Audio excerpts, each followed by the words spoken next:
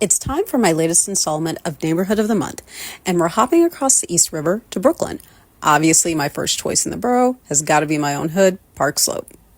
Park Slope gets its name from the fact that most of the neighborhood literally slopes downward from the park. Up until the early 19th century, the area was primarily farmland and woodlands, and it certainly wasn't called Park Slope because there was no park to speak of, since Prospect Park didn't come into being until 1867. Instead, the area was just known as a part of South Brooklyn. Now, I'd be remiss if I didn't mention a really important part of this area's history as it relates to the American Revolution.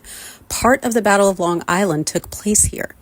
In that battle, more than 10,000 British soldiers and Hessian mercenaries caught the American forces off guard thanks to a poorly guarded pass in Long Island.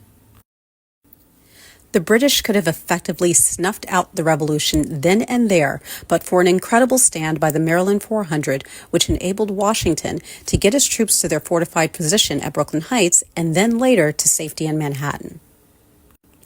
The old stone house at J.J. Byrne Playground stands as an important historical tribute to this pivotal battle. Now back to the topic of how Park Slope came to be as we now know it. Two key things spurred development in the area. The first was the transformation of the Gowanus Creek into the Gowanus Canal, and the second, as previously alluded to, was the creation of Prospect Park. The former brought industry and the latter brought wealthy folks seeking park access and views. In fact, at the turn of the 20th century, Park Slope was one of the wealthiest enclaves in all of the United States, and you can see that reflected in the sprawling grand mansions around the neighborhood, especially bordering Prospect Park.